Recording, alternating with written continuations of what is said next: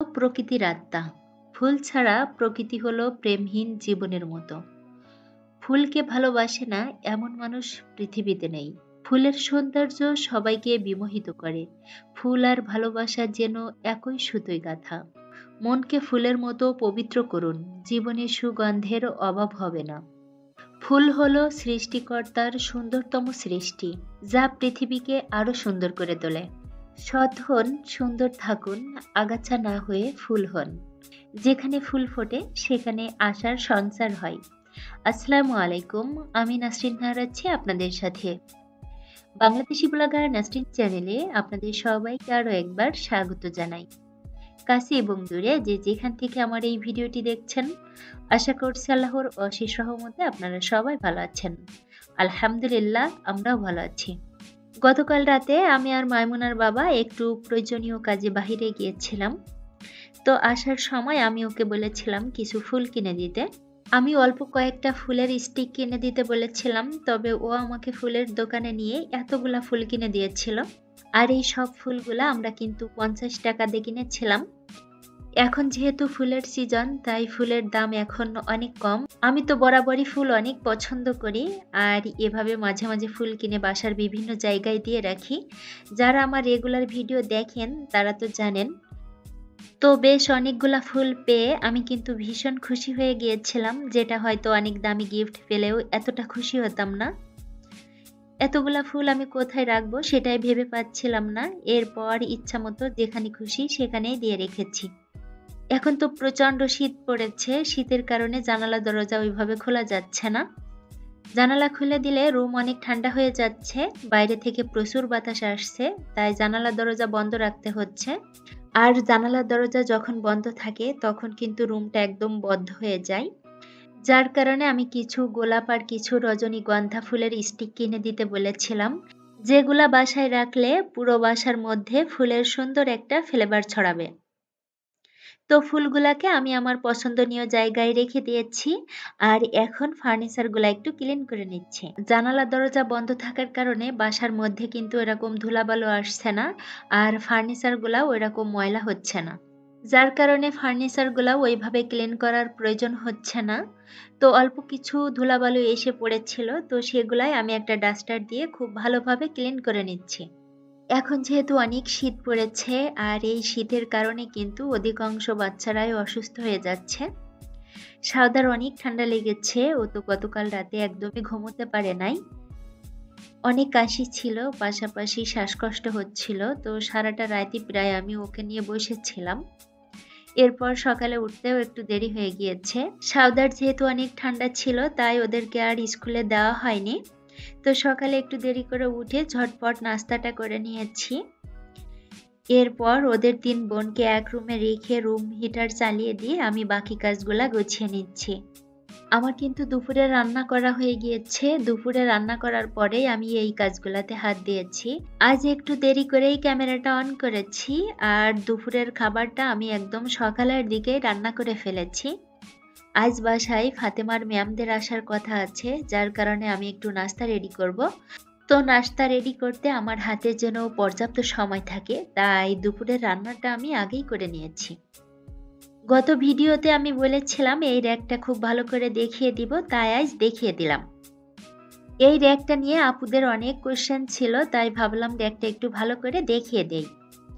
এটা কিন্তু চাকা সিস্টেম হয়, এটা খুব ইজিলি যে কোনো জায়গায় মুভ করা যায়।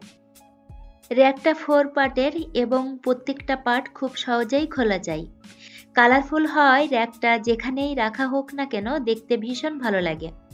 এই র্যাকটা আমার অনেক পছন্দের, আর এটা আমি কিনেছিলাম যশোর থেকে। এটার প্রাইস ছিল 1000 টাকা। আশা করি আমার প্রিয় আপুদের সকল প্রশ্নের উত্তর পেয়ে গিয়েছেন। সেদিন এত মজার ভেজাল মুক্ত গুড় কিনলাম, তবে ওই গুড়টা দিয়ে আর কোনো কিছু করা হয় নাই। শুধুমাত্র বাচ্চারা একটু গুড় দিয়ে মুড়ি খেয়েছিল, আর পরবর্তীতে ওরা গুড় দিয়ে দুধ ভাত খেয়েছিল। তাছাড়া গুড় দিয়ে পিঠা পায়েস এগুলা কোনো কিছুই বানানো হয়নি। আজ বাসায় যেহেতু গেস্ট আসবেন তাই ভাবলাম গুড়ের পায়েস রান্না করি। তো পায়েস রান্না করার জন্য এখানে আমি চিনি গুঁড়া চাল নিয়েছি আর এখন চালগুলাকে খুব ভালোভাবে ধুয়ে নিব। টুনি পাখির রান্নাঘর থেকে আপু কমেন্ট করেছেন, আপু তোমার কথাগুলো খুব ভালো লাগলো, আমি লবণ দিয়ে মাছ ধুই, আজ তোমার কাছ থেকে অন্যভাবে মাছ ধোয়া শিখলাম আপু। মাছ জাল দেওয়া মালসা খুব ভালো লাগলো, পুরনো কথা মনে পড়ে গেল, অনেক দোয়া রইল আপু। আপু এত সুন্দর কমেন্ট করার জন্য আপনাকে অসংখ্য ধন্যবাদ আর ভালোবাসা। আপনার জন্য দোয়া রইল, পরিবার পরিজন নিয়ে এই শীতের মধ্যে ভালো থাকুন, সুস্থ থাকুন। দুধটা আমি আগেই জাল করতে বসিয়ে দিয়েছিলাম। দুধের মধ্যে আমি কয়েকটা বলক তুলে নিয়েছি, বেশ কিছুটা সময় ধরে জাল করে নিয়েছি। আর এখন দিচ্ছি চালগুলা। দুধের মধ্যে চাল দেওয়ার আগে আমি সব সময় দুধটাকে একটু ভালোভাবে জাল করি, এতে করে পায়েসটা খেতে আমার কাছে মনে হয় বেশি ভালো লাগে। চাল দেওয়ার সঙ্গে সঙ্গে কিন্তু নেড়ে দিতে হবে, না হলে চালগুলা আবার দলা বেঁধে যাবে। ফ্লেভারের জন্য দিয়ে দিচ্ছি মুখ ফাটানো 2টা এলাচ, 2 টুকরা দারুচিনি আর দিয়ে দিচ্ছি একটা তেজপাতা। এ পর্যায়ে চুলার আঁচটা লোতে রেখে আমি পায়েসটা রান্না করে নিব আর মাঝে মাঝে এটাকে একটু নেড়ে দিব। তো কিছুক্ষণ পর পর এটার উপরে কিন্তু এরকম সর পড়ে যায়, তো সরটা আমি ভেঙে দিব এবং এটাকে নেড়ে দিব। এভাবে কিন্তু কয়েকটা সর ভেঙে দিব, তাহলে পায়েসটা খেতে অনেক মজা হয়। চালটা ফুটে যাওয়ার পর এটার মধ্যে আমি দিয়ে দিচ্ছি কিছুটা নারকেল কোড়া। যেহেতু চালটা ফুটে গিয়েছে তাই এ পর্যায়ে দিয়ে দিচ্ছি স্বাদ অনুযায়ী লবণ। মিষ্টি খাবারে আমি একটু লবণ দিতে পছন্দ করি। এটার মধ্যে আমি যে মশলাগুলা দিয়েছিলাম এখন সেগুলা তুলে ফেলে দিব। চাল ফুটে গেলেও এখনো কিন্তু পায়েসটা একদম পাতলা রয়েছে, তাই আরো কিছুক্ষণ জাল করে নিব। কিছুক্ষণ জাল করার পর যখন পায়েসটা এরকম ঘন হয়ে গিয়েছে সে পর্যায়ে চুলাটা বন্ধ করে দিয়েছি আর এখন দিয়ে দিচ্ছি খেজুরের গুড়। খেজুরের গুড় দিলে অনেক সময় দুধ ফেটে যায়, তো গুড় দেওয়ার আগে যদি চুলাটা এভাবে বন্ধ করে তারপর গুড় দেওয়া হয় তাহলে কিন্তু দুধটা ফাটে না। গুড় দেওয়ার পর এটাকে আরো কিছুটা সময় জাল করে আর একটু ঘন করে নিব।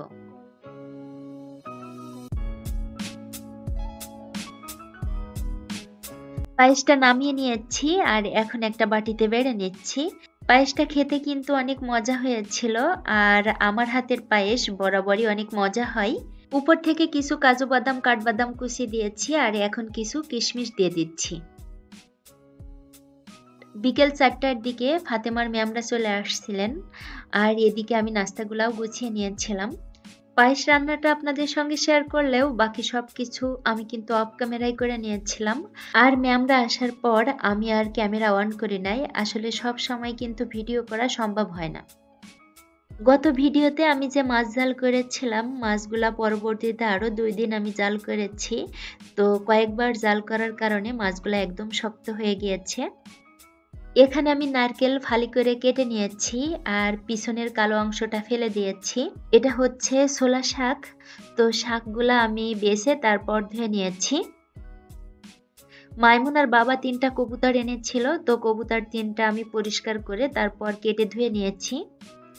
কবুতরের মাংসটা আমি নারকেল দিয়ে রান্না করব, তো নারকেল দিয়েছি, এরপর আদা রসুন বাটা, গোটা রসুন, পেঁয়াজ কুচি এগুলা সবই দিয়েছি আর এখন গুঁড়া মশলাগুলা দিয়ে দিব। আলহামদুলিল্লাহ আলহামদুলিল্লাহ, আজ আমি অনেক খুশি কারণ ইতিমধ্যে আমার চ্যানেলটি 2000 সাবস্ক্রাইবার অতিক্রম করেছে। অনেকের কাছে খুবই সামান্য মনে হলেও আমাদের মতো ছোট ইউটিউবারদের কাছে এটা কিন্তু অনেক বেশি, কারণ এই 2000 সাবস্ক্রাইবার অর্জন করতে আমার কিন্তু অনেক পরিশ্রম করা লেগেছে এবং অনেকটা সময় চলে গিয়েছে। শুধুমাত্র আপনারা পাশে ছিলেন বলেই এটা সম্ভব হয়েছে। আশা করি বাকি দিনগুলো আপনারা আমাকে এভাবে ভালোবাসা দিয়ে যাবেন এবং পাশে থাকবেন। আপনাদেরকে ধন্যবাদ দিয়ে ছোট করব না, আমি আজীবন আপনাদের কাছে ঋণী হয়ে থাকব এবং চিরকৃতজ্ঞ থাকব। সব মশলাগুলা দেওয়ার পর আমি মাইমুনার বাবাকে মাংসটাকে মশলার সঙ্গে খুব ভালো করে মেখে দিতে বলেছিলাম, যার কারণে ও মাংসটাকে সুন্দর করে মেখে দিচ্ছে। মাংসটা মাখানোর পর আমি রান্না বসিয়ে দিয়েছি। চুলার আঁচটা মিডিয়ামে রেখে ঢাকনা দিয়ে ঢেকে কোনো রকম পানি ছাড়াই আমি মাংসটাকে সুন্দর করে কষিয়ে নিব। মাংসটা বসানোর পর এখন আমি শাকগুলা কেটে নিচ্ছি। সুবা শাহাদাত ব্লগস আইডি থেকে আপু কমেন্ট করেছেন, আপু আপনার পুরো ভিডিও দেখলাম, খুব ভালো লাগলো। সামনের দিকে এগিয়ে যান, ইনশাল্লাহ আপনি সফল হবেন। যারা এরকম স্প্যাম কমেন্ট করে এবং যে সাবস্ক্রাইবগুলো আসে তারা তো ভিডিও দেখেই না, বরং এতে সেই সাবস্ক্রাইব করে আবার কেটে নেই, আমিও এর শিকার। আপু কিন্তু আমার পরপর ৩-৪টা ভিডিওতে এরকম সুন্দর সুন্দর কমেন্ট করে যাচ্ছেন, তো আপু আপনাকে জানাই অসংখ্য ধন্যবাদ আর ভালোবাসা। আশা করি বাকি দিনগুলোতেও আপনি এভাবেই পাশে থাকবেন আপু। শাকের মধ্যে আমি কয়েকটা আলু কুচি করে কেটে দিয়েছি। কড়াইয়ে দিয়েছি পরিমাণ মতো সরিষার তেল আর এখন দিয়ে দিচ্ছি পরিমাণ মতো পানি। দিয়েছি রসুন বাটা, পেঁয়াজ কুচি আর এখন দিয়ে দিচ্ছি গুঁড়া মশলাগুলা। শাকে একটু মরিচ বেশি দিলে ভালো হয়, তাই এখানে আমি কয়েকটা কাঁচা মরিচ নিয়েছি আর এটা আমি কেচি দিয়ে কেটে দিচ্ছি। শাকের মধ্যে শুকনো মরিচের গুঁড়া দিলে কালারটা একটু লালচে হয়ে যায়, তবে কাঁচা মরিচ দিলে কালারটা একদম সবুজ থাকে। পানিতে বলক আসার পর আমি এখন শাকগুলা দিয়ে দিলাম। এ পর্যায়ে ঢাকনা দিয়ে ঢেকে কিছুক্ষণ রান্না করে নিব। আমার মা কিন্তু এভাবেই শাক রান্না করে, খেতে অনেক মজা হয়, তো আমি আমার মায়ের মতো করেই রান্না করি। এদিকে কবুতরের মাংসটা খুব ভালোভাবে কষিয়ে নিয়েছি, একদম সুন্দর করে কষানো হয়ে গিয়েছে। এখন এটার মধ্যে আমি ঝোল দিয়ে দিব।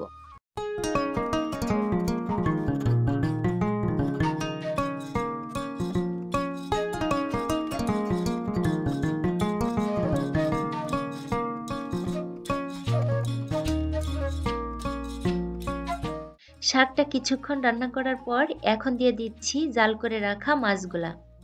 এ পর্যায়ে মাছগুলা নেড়ে আমি একটু শাকের নিচে নামিয়ে দিব। এরপর ঢাকনা দিয়ে ঢেকে একদম ঝোল শুকিয়ে রান্না করে নিব। আজ কিন্তু অনেকগুলা থালা বাসন বের করেছিলাম, তো মেহমান যাওয়ার পর এগুলাকে আমি সঙ্গে সঙ্গে ধুয়ে পানি ঝরাতে দিয়েছিলাম। এগুলা যেহেতু কিছুক্ষণ আগে ধুয়ে রেখেছি, তাই পুরোপুরি পানি শুকায়নি, যার কারণে এখানে এনে এক্সট্রা পানিটা মুছে নিচ্ছি। পানি সহ রেখে দিলে কিন্তু একটা দাগ পড়ে যায়, যার কারণে আমি পানিটা খুব ভালোভাবে মুছে নিচ্ছি। এরপর জায়গা মতো রেখে দেব। আমার গত ভিডিওতে মাই ওয়ার্ল্ড স্পোর্টস আইডি থেকে এক আপু কমেন্ট করেছেন, আপনার ভিডিও দেখে জেসমিন আপুর কথা অনেক মনে পড়ছে। তাহমিনা সুলতানা আইডি থেকে তাহমিনা আপু কমেন্ট করেছেন, আপু আপনি কি জেসমিন আপুর কিছু হন? গত ভিডিওর আগের ভিডিওতে মাহিন খান আইডি থেকে এক আপু কমেন্ট করেছেন, আপনি কি জাজ ব্লগার বোন? ওনার সাথে আপনার অনেক মিল। এরকম আরো অনেক কমেন্ট পেয়েছি আমার গত ৩-৪টা ভিডিওতে। এর আগেও আমি অনেক কমেন্ট পেয়েছি জেসমিন আপুকে নিয়ে, অনেকেই বলেন ওনার কথার সঙ্গে আমার কথার নাকি অনেক মিল আছে। তো আপু আপনাদের সকলের উদ্দেশ্যে বলছি, আমি কিন্তু জেসমিন আপুর কিছুই হই না। জেসমিন আপু কিন্তু আমাদের যশোরের, তাই হয়তোবা আপুর সঙ্গে কথা এবং কাজের কিছুটা মিল থাকতে পারে। তবে আমিও আপনাদের মতো আপুকে অনেক বেশি ভালোবাসি। আপুর ভিডিও দেখেই কিন্তু আমি আমার এই চ্যানেলটি ওপেন করেছিলাম। আপু অনেক দিন ভিডিও দেন না, তো আমি কিন্তু আপুকে অনেক বেশি মিস করি আর অনেক অনেক ভালোবাসি। এখানে আমি নিয়েছি 2টা এলাচ আর 2 টুকরা দারুচিনি। এটাকে আমি এখন গুঁড়ো করে নিব।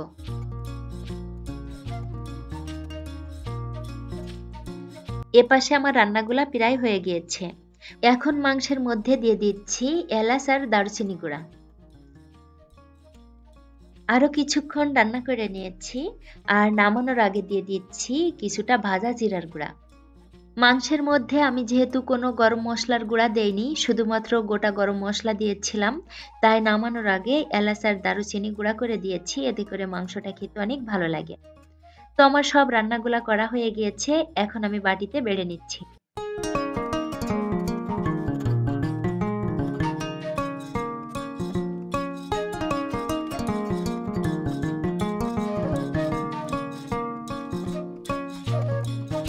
রান্না করার পাশাপাশি যে থালা বাসনগুলা বেরিয়েছিল সেগুলা ধুয়ে নিয়েছি আর রান্নাঘরটাও সুন্দর করে ক্লিন করে নিয়েছি। এখন আমরা সবাই মিলে রাতের খাবারটা খেয়ে নিব। তো আজকের ভিডিও এ পর্যন্তই। আল্লাহ হাফেজ, আসসালামু আলাইকুম।